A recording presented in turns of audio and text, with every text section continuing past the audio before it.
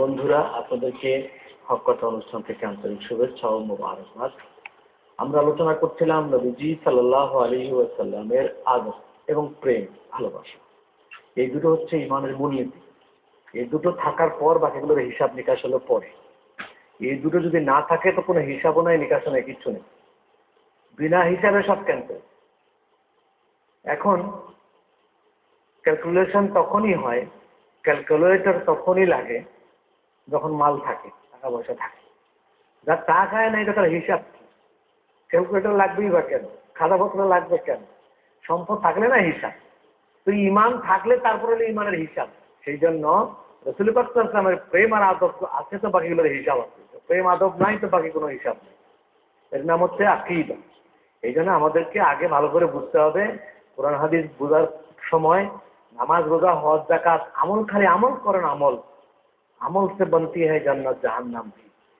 কে যে কোন সময় এগুলো তৈরি করে, কোন দিক দিয়ে, আমরা কিন্তু এতদিন পরে এসে আরো অবাক হতে হয়।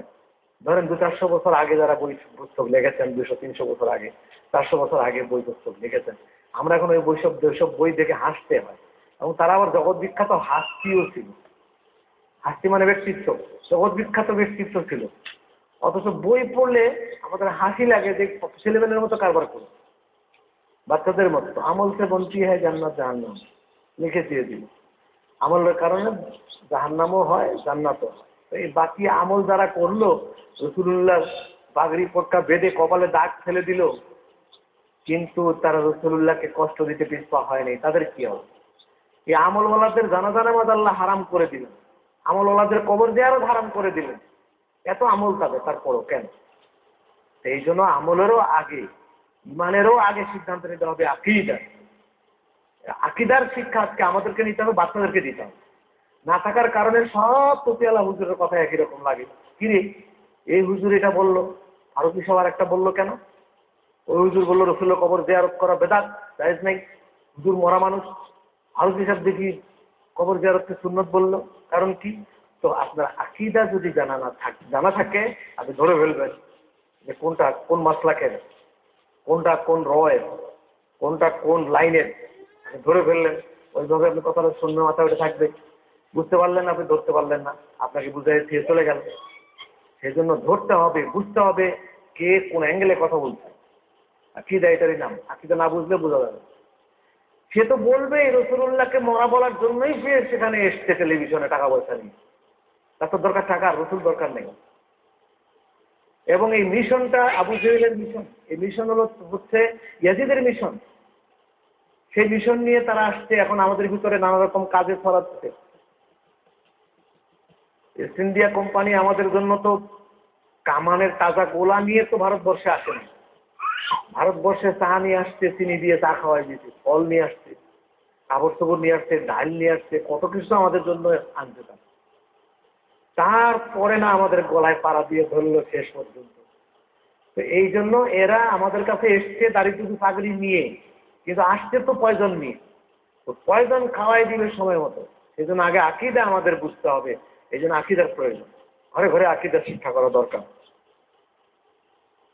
আল্লাহ তাআলা বলে দিয়েছেন এখানে, রাসূলের আদবের কথা আমরা বলছি এখানে। আমানুস্তাজিবু লিল্লাহি ওয়া রাসূলিহি, আমরা গত পর্বে বলেছি আল্লাহর রাসূল যদি ডাকেন নামাজ ছেড়ে দিয়ে যাওয়া ওয়াজিব, ছেড়ে দিয়ে যেতে হবে। এবার আবার আল্লাহ তাআলা আবার আদবের কথা বলছেন, সূরা নূরে বলছেন আল্লাহ তাআলা, দেখুন, লা তাজআলু দুআ আর-রাসূলি বাইনাকুম কাদুআই বা'দিকুম বা'দা قد يعلم الله الذين يتسللون لا تجعلوا دعاء الرسول بينكم كدعاء بعضكم بعضا قد يعلم الله الذين يتسللون منكم لواذا فليحذر الذين يخالفون عن أمره أن تصيبهم فتنة أن تصيبهم فتنة أو يصيبهم عذاب أليم। রাসূল পাকের আহ্বানকে তোমাদের পরস্পরের মধ্যে তেমনি স্থির করো না যেমন তোমরা একে অপরকে ডাকো। রাসূলের ডাক, রাসূলকে ডাকবা কি করে? লা তাজআলু দুআ আর-রাসূল বাইনাকুম কাদুআই বা'দিকুম বা'দা। তোমরা একজন আরেকজনকে যেরকম ডাকো ওরকম হুজুর সাল্লাল্লাহু আলাইহি ওয়াসাল্লামকে ডাকবা না। আমরা একজন আরেকজনকে ডাকি, হ্যালো হ্যালো, একটু এদিকে দেখুন। কাউকে ডাকবেন, বড় ভাই একটু দেখুন, না। চাচা একটু দেখুন এদিকে, না। অমুক একটু এদিকে, না। আল্লাহ কঠোর নিষেধ করেছেন, ওয়ালা তাজআলু দুআয়াকুম কাদুআই বা'দিকুম দুআ আর-রাসূল। তোমরা রাসূল পাক সাল্লাল্লাহু আলাইহি ওয়াসাল্লামকে যে ডাকো অন্য কারো ডাকের মতো যাতে না হয়। হুজুরকে ডাকতে হলে অন্য ভাষায়, তোমরা একজন আরেকজনকে যেভাবে ডাকো ওইভাবে রাসূলুল্লাহকে ডেকো না। কিন্তু আদব শিখিয়েছেন আল্লাহ তাআলা, রাসূলুল্লাহর আদব। তাহলে সব ইবাদতের হুকুম আল্লাহ করেন, শিখায় রাসূল। আর আল্লাহ তাআলা শিখায় রাসূলের আদব, তার হাবিবের আদব শিখান তিনি। কি মজা, হ্যাঁ? তার হাবিবের আদব শিখান। এখানে আবার চলুন আরেকটা জায়গায় আমরা চলে যাই। এখানে আল্লাহ তাআলা বলেছেন যে হুজুরকে আমাদের মতো ওইভাবে একজন আরেকজনকে যেরকম ডাকি ওরকম ডাকা যাবে। সূরা নূর আবার আছেন, সূরা নূরের পরে সূরা আহজাবে আল্লাহ তাআলা কি বলছেন? 36 নম্বর আয়াতে সূরা আহজাবে আল্লাহ তাআলা বলছেন। আমরা একটা ছোট্ট বিরতির পর ফিরে এসে আবার বলছি। হ্যাঁ, কত সুন্দর করে আল্লাহ তাআলা বলছেন, ইন্নামা ইউরিদুল্লাহু লিইউযহিবা আনকুমুর রিজসা আহলাল বাইতি ওয়া ইউতাহহিরাকুম তাতহীরা। তোমাদের থেকে প্রত্যেক অপবিত্রতা দূরীভূত করে দেবেন এবং তোমাদেরকে পবিত্র করে খুব পরিচ্ছন্ন করে দেবেন। রাসূল পাক সাল্লাল্লাহু আলাইহি ওয়াসাল্লামকে আমাদের পরিচ্ছন্ন করার জন্য পাঠিয়েছেন। এখন আদবটা কোন জায়গায়? এই যে আল্লাহ তাআলা বলছেন, وما كان لمؤمن ولا مؤمنة إذا قضى الله ورسوله أمرا أن يكون لهم الخيرة من أمرهم। এর আগের আয়াতে আল্লাহ তাআলা বলেছেন, إن المسلمين والمسلمات والمؤمنين والمؤمنات والقانتين والقانتات والصادقين والصادقات والصابرين والصابرات والخاشعين والخاشعات والمتصدقين والمتصدقات والصائمين والصائمات والحافظين فروجهم والحافظات والذاكرين الله كثيرا والذاكرات أعد الله لهم مغفرة وأجرا عظيما। মুসলমানদেরকে আল্লাহ তাআলা ওয়াদা করেছেন, কি কি বিষয়ে ওয়াদা করেছেন সে উপরে বললেন। শেষে বললেন, মুসলমান পুরুষ না কোনো মুসলমান নারীর জন্য শোভা পায় না যখন আল্লাহ ও রাসূল কোনো নির্দেশ দেন তখন তাদের ব্যাপারে কোনো এখতিয়ার থাকবে। কোনো মুসলমান ইমানদার, কোনো মুসলমান নারী পুরুষ ইমানদার তার পক্ষে সম্ভব নয় রাসূলুল্লাহ যখন কোনো ফয়সালা দেবেন, কোনো নির্দেশ দেবেন, কোনো সিদ্ধান্ত দেবেন তখন আর তিনি নিজে সেই সিদ্ধান্তের যুক্তি তর্ক দিয়ে ভায়োলেট করতে পারবে না।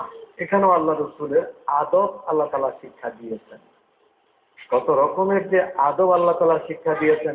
এখানে রাসূলের নবী পাকের আজওয়াজে মুতাহহারা বিবিগণের ক্ষেত্রে আল্লাহ তাআলা বলেছেন, ইয়া নিসাআন নবী লাস্তুন্না কাআহাদিন মিনান নিসা লাস্তুন্না কাআহাদিন মিনান নিসা إن اتقيتن فلا تخضعن بالقول فيطمع الذي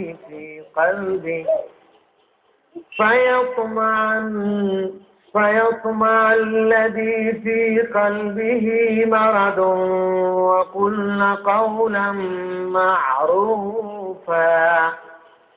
আমার হাবিবকে, হাবিবের স্ত্রীগণকে আল্লাহ বলেন, হে আমার নবীর স্ত্রীগণ, তোমরা অন্য নারীদের মতো নও। লাস্তুন্না কাআহাদিন মিনান নিসা, রাসূল আমাদের মতো হলেন কি করে? ওনার বেগম, ওনার স্ত্রী আমাদের মা, তারাই তো অন্য কোনো মহিলার মতো নয়। আল্লাহ বলছেন লাস্তুন্না কাআহাদিন তোমাদের কেউ অন্য কোনো মেয়েদের মতো নয়। এই জন্য পৃথিবীর সকল স্ত্রীদের ক্ষেত্রে এটা বৈধ, স্বামী মারা গেলে তাকে অন্য কেউ বিয়ে করতে পারে, যারা বিয়ে করার শরীয়ী হুকুম যাদের আছে। কিন্তু রাসূলুল্লাহর কোনো স্ত্রী কোনো উম্মত বিয়ে করতে পারবে না, কিয়ামত পর্যন্ত পারবে না। কেন? তারা অন্য কোনো মেয়েদের মতো নয়, রাসূলের স্ত্রী। সেই জন্য এখানেও হুজুর সাল্লাল্লাহু আলাইহি ওয়াসাল্লামের আদব আল্লাহ তাআলা শিখিয়েছেন। আবার যদি আমরা ওদিকে চলে যাই, আবার সূরা ফাতাহ দেখুন, সূরা ফাতাহ, সূরা হুজুরাত। সূরা ফাতাহর মধ্যে আল্লাহ তাআলা বলছেন, এখানে সূরা ফাতাহর মধ্যে 914 নম্বর আয়াতে, সূরা ফাতাহর 9 নম্বর আয়াতে আল্লাহ তাআলা বলছেন, দেখুন, ইন্না আরসালনাকা শাহিদান ওয়া মুবাশশিরান ওয়া নাযীরা। আমি আপনাকে হাজির নাজির সাক্ষী হিসেবে পাঠিয়েছি। সাক্ষী কাকে বলে? দেখার জন্য পাঠিয়েছি। ইন্না আরসালনাকা শাহিদান ওয়া মুবাশশিরান ওয়া নাযীরা, শাহিদ করে পাঠিয়েছি, খুশখবর দেনেওয়ালা করে পাঠিয়েছি, দুঃসংবাদ এবং ভয় সতর্ককারী করে পাঠিয়েছি। তাহলে শাহিদ, সাক্ষী, চাক্ষুষ সাক্ষী করে আল্লাহ তাআলা পাঠিয়েছেন রাসূলুল্লাহকে। চোখে না দেখলে সাক্ষী হবে কি করে? এই জন্য হুজুর সাল্লাল্লাহু আলাইহি ওয়াসাল্লাম পৃথিবীর যে কোনো জায়গায় ইচ্ছে করলে দেখতে পারেন, ক্ষমতা রাসূলুল্লাহর আছেন। আমার এখানে আসুক বা না আসুক সেটা অন্য জিনিস। আমি হাজির নাজির মনে করে দাঁড়িয়ে গেলাম, তা ঠিক হবে না। হুজুর আসতেও পারেন, নাও পারেন, এটা হুজুরের ইখতিয়ার। কিন্তু আসার ক্ষমতা হুজুরের আছে, পৃথিবীর যে কোনো যাবার ক্ষমতা হুজুরের আছে, তার যে শুরুতেই হোক না কেন। সেই জন্য আল্লাহ বলেন, ইন্না আরসালনাকা শাহিদা, আমি আপনাকে সাক্ষী করে পাঠিয়েছি। আবার আল্লাহ বলছেন, لتؤمنوا بالله ورسوله وتعزروه وتوقروه وتسبحوه بكرة وأصيلا। যাতে হে লোকেরা, তোমরা আল্লাহ ও তার রাসূলের উপর ঈমান আনো, রাসূলের মহত্ব বর্ণনা করো, তার সম্মান প্রদর্শন করো, সকাল সন্ধ্যা আল্লাহর প্রতি তার পবিত্রতা ঘোষণা করো। হুজুরের সম্মান প্রশংসা করার জন্য এখানে আল্লাহ বলছেন, তুআজ্জিরুহু ওয়া তুআক্কিরুহু ওয়া তুআক্কিরুহু ওয়া তুআজ্জিরুহু ওয়া তুআক্কিরুহু, তার ইজ্জত, মান, সম্মান, মর্যাদা, সম্মান এগুলো তোমরা প্রদর্শন করো। বলো তা বলে নেই, প্রদর্শন করো, তাকে সম্মান দেখাতে হবে। তাহলে এখানে আমরা রাসূলুল্লাহর সম্মানে দাঁড়িয়ে গেলাম, অসুবিধাটা কোথায়? এত আদব করতে বললেন আল্লাহ তাআলা, সম্মানে দাঁড়িয়ে গেলাম, সমস্যা কোথায়? আল্লাহ তাআলা সম্মান করতে বলেছেন, আমি রসুলকে খোদা মনে করে দাঁড়াই নেই, ইয়া নবী সালামু আলাইকা বলে দাঁড়িয়েছি, রসুলকে রসুল মনে করে সম্মান দিতে গিয়ে দাঁড়িয়েছে, আল্লাহর হুকুম পালন করেছে। এটা আমার সম্মান, আমার কাছে এটাই সম্মান। আপনার কাছে রসুলকে ছোট করাই সম্মান, আমার কাছে রসুলকে এইভাবে বড় করার সম্মান। ব্যক্তিগত অধিকার সবারই আছে, চয়েস আছে। এবং শিরক বেদাত কে না জানে? এখন এগুলো ক্লাস 1-এর ছেলে যদি মাস্টার ডিগ্রি পাস করার ছেলেকে বোঝাতে যায়, তাহলে কেমন লাগে বলুন? যে এইসব সব আমাদের জানা আছে, কোনটা শিরক কোনটা বেদাত অজানা সুন্নি বিশ্বে কারো অজানা নাই। আপনাদের থেকে আমরা বেশি জানি এবং অনেক ভালো জানি। সেই জন্য রাসূল সাল্লাল্লাহু আলাইহি সাল্লামকে সম্মান করতে বলা হয়েছে। এই পর্যায়ে আমরা একটা ছোট্ট বিরতিতে যাই, ফিরে এসে আবার ইন্না আরসালনাকা শাহিদান ওয়া মুবাশশিরান ওয়া নাযীরা, আমি আমার রাসূলকে পাঠিয়েছি শাহিদ করে, মুবাশশির করে, নাযীর করে। এখানে বড় দুঃখ লাগে আজকে। ওইখানে তুআজ্জিরু ওয়া তুআক্কিরু বলা হয়েছে, তাকে সম্মান মর্যাদা দেখাতে বলা হয়েছে, সম্মান করতে বলা হয়েছে। এখানে আরো বলা হয়েছে, ইন্নাল্লাযীনা ইউবাইউনাকা ইন্নামা ইউবাইউনাল্লাহ, হাবিব, যারা আপনার হাতে হাত দিয়ে বায়াত হলো, আপনার হাতে নয়, ইউবাইউনাল্লাহ, তারা যেন আমি আল্লাহর হাতে হাত দিয়ে বায়াত হয়ে গেল। ইয়াদুল্লাহি ফাওকা আইদিহিম, আপনার হাতের উপরে আমি আল্লাহর হাত আছে। যেখানে আল্লাহ রাসূলকে আল্লাহ তাআলা এত সম্মান দিচ্ছেন, এত মর্যাদা দিলেন, আর সেখানে অন্ধের মতো বলা হয় আমার রাসূল আমার মতো মাটির মানুষ, আমার বড় ভাই। এসব কিতাবে লেখে তার বড় ভাই মাটির মানুষ। লিতুমিনু বিল্লাহি ওয়া রাসূলিহি ওয়া তুআক্কিরু ওয়া তুআজ্জিরু ওয়া তুআক্কিরু ওয়া সাব্বিহু বুকরাতান ওয়া আসীলা। আল্লাহ বলেন, ইন্না আরসালনাকা শাহিদান ওয়া মুবাশশিরান ওয়া নাযীরা ওয়া দাঈয়ান ইলাল্লাহি বিইذনিহি ওয়া সিরাজাম মুনীরা। ইন্না আরসালনাকা শাহিদ শব্দ আল্লাহ তাআলা আগে বলেছেন, ওখানেও আল্লাহ বলেছেন, ইয়া আইয়ুহান নাবিয়্যু ইন্না আরসালনাকা শাহিদান ওয়া মুবাশশিরান ওয়া নাযীরা ওয়া দাঈয়ান ইলাল্লাহি বিইذনিহি ওয়া সিরাজাম মুনীরা। 5টা গুণ দিয়ে পাঠিয়েছেন আল্লাহর হাবিবকে। প্রথমটাই হলো শাহিদ, প্রথমটা শাহেদ করে পাঠিয়েছে, সাক্ষী। সাক্ষী কি? চাক্ষুষ সাক্ষী। কোর্টে গিয়ে কেউ বললো আমি শুনেছি অমুক অমুককে মার্ডার করতে, সাক্ষী থাকবে? সাক্ষী খারিজ করে দিয়ে দিবে, ধরেন তুমি শোনা কথা বলতে আসছো, দেখতে হবে। রসুল্লাহ কিয়ামতের ময়দানে ভালো মন্দ বলবেনটা কি যদি না দেখেন? সেই জন্য রসুল্লাহ সাল্লাল্লাহু আলাইহি সাল্লাম আহারে যেই নবী নবীদের আনন্দ মেলায় চলে গেলেন না, যেই নবী দুনিয়া থেকে বিদায়ের সময় আল্লাহকে বললেন আমার উম্মত এতিম, আমার পরে কোনো নবী নাই, নবী আসবে না, আমার পরে কোন নবী আসবে না, সেই জন্য আমি আমার উম্মতের সঙ্গে থাকবো, তাদের ভালো মন্দ দেখবো, তাদের দুঃখ দরদ বেদনা ব্যথা দেখতে হবে, কার কাছে তারা আসবে দুটো কথা বলার জন্যে। আল্লাহ তাআলা বললেন যদি তাই হয় তাহলে আপনি মাটির জমিনে শুয়ে থাকেন, ভাই হ্যাঁ আমি এখানেই থাকবো। আজও পর্যন্ত বিপলক নয়নে আমার নবীজি সেখানে আছে। সেই নবীর উম্মতেরা বলে নবী আমার মরে পচে গলে গেছে, ফিনিশ হয়ে গেছে, নিমক হারাম, নিমক হালাল, নিমক হারামে। সেই নবী ইন্নার সাল্লাকা শাহেদান, আল্লাহ তাআলা তাকে শাহেদ করে দিয়েছেন, দেখবার জন্য দিয়েছেন। সব জায়গায় তিনি দেখবেন, দেখতে পারেন। দেখার শক্তি না থাকলে তিনি কথা বলবেন কি করে কিয়ামতের ময়দানে? আর বলা হয় উনি হাজিরও না নাজেরও, উনি দেখতেও পারেন না, উনি হাজিরও হতে পারেন না। মরে পড়তে কবরে পড়ে আছে ওখানেই তিনি থাকেন না, সব জায়গায় তিনি যেতে পারবেন, যেখানে তার ইচ্ছা তিনি যেতে পারবেন। তবে একটা জিনিস যেটা ভুল, আমরা গদি পাতায় রাখি, চেয়ার টানায় রাখি, এগুলো সব গাঁজা করি, এগুলো গাঁজা খেয়ে মাথা খারাপ হলে এগুলো করে, এটার নাম আলেম। এলেমের লক্ষণ এগুলো নেই। ভালোবাসা হলো, এটা ভালোবাসা কিরকম ভালোবাসা জানে? ওই ভালোবাসতে বাসতে বউ মায়ের মতো, এটা ওই রকম ভালোবাসা, মাত্রাহীন ভালোবাসা। মাত্রা থাকতে হবে ভালোবাসা। রসুল্লাহর জন্য চেয়ার পেতে রাখলাম, আমরা এখানে বসে আছি, রসুল্লাহ এই চেয়ারটা এসে রসুল্লাহ চেয়ারের পাশে চেয়ারে বসে পৃথিবীতে এমন সাহস কোন গাধার আছে? আবার গদি পেতে রাখবেন রসুল্লাহ জন্য, গদিতে উনি আসবেন। তো সেই জন্য এই পাগলামিগুলো নয়, এগুলো আমরা বিশ্বাস করি না, এগুলো বিশ্বাস করা যাবে না। তাছাড়া হুজুর যে কোনো জায়গায় পৃথিবীতে যেতে পারেন, যাবার ক্ষমতা আল্লাহর নবীর আছে। এটা অবিশ্বাসকারীদের ঈমান পরিপূর্ণ নয়, তাদের ঈমান দুর্বল, এটার উপরে ঈমান আনতে হবে। আল্লাহ তাআলা বলেন ইন্নাল্লাযীনা ইউবাইউনাকা শাহিদান ওয়া মুবাশশিরান, সুসংবাদ দেওয়ার জন্য আল্লাহ তাআলা পাঠিয়েছেন। কি সংবাদ? যেটা আমি জানি এটার নাম তো সংবাদ হলো। আমি জানি এটার নাম সংবাদ হলো না, যেটা আমি জানি না ওইটার নামই হলো সংবাদ। রাসূলুল্লাহকে আল্লাহ সংবাদ দেনেওয়ালা হিসেবে পাঠিয়েছেন, নাবাউন করে, নবী। নবী সংবাদ দেনেওয়ালা, নাবাউন মানে সংবাদ, নবী মানে সংবাদ দেনেওয়ালা। কিসের সংবাদ? আমি যদি জানি ওটা যদি রাসূলুল্লাহ আমাকে বলতে আসেন এটা সংবাদ হলো নাকি? এটা আমার জানার কথা। এটা আমার সামনে একটা অ্যাক্সিডেন্ট হয়েছে, 10 জন মারা গেছে, আমি দেখলাম। এরপরে বাড়ি গেলে একজন দৌড়ায় গেল, ভাই এটা খবর আছে 10 জন মারা গেছে, তখন আমি কি বলবো? আর দুনিয়া ওখানে আমি ছিলাম তো, আমি দেখে এসেছি। সুতরাং এটা সংবাদ নয়। সংবাদ অদৃশ্য কোনো বস্তুর সংবাদ দেওয়ার নামই হচ্ছে সংবাদ। টেলিভিশনে যখন সংবাদ পড়ে আমরা কি সব জানি? পড়ার পরে বুঝতে পারলাম যে গতকালকে রাতে এই হয়েছে। তো সুতরাং এটা অদৃশ্য সংবাদ। অদৃশ্য সংবাদ দেবার ক্ষমতা থাকার নামই হচ্ছে নবী। নবীর শর্তই হচ্ছে। আর এই বাচ্চারা, শিশুরা, কি নাবালকেরা, এরা বলে যে অদৃশ্যের জ্ঞানের খবর দেনেওয়ালা বললে কাফের হয়ে যাবে। আরে কিন্তু কোথায় কোথায় কাফের হলো? তো পৃথিবীতে 700 কোটির মধ্যে একজন, এক আধজনও মুসলমান নেই, সবই কাফের। কাফের কাকে বলে, কাফের সংজ্ঞা কি, শিরক কাকে বলে, শিরকের সংজ্ঞা কি, ওগুলো আগে জানতে হবে। জেনে ওরা করে না উদ্দেশ্য প্রণোদিতভাবে রাসূলুল্লাহকে পচাবার জন্য করে, আমি বুঝি না। আমার তো মনে হয় না জানে না এটা শব্দ। ভাত মাছ খায় ওরা, সব বিয়ে শাদী করে ওরা সব জানে। বাচ্চা হয়, এগুলো হয় কি করে না জানলে?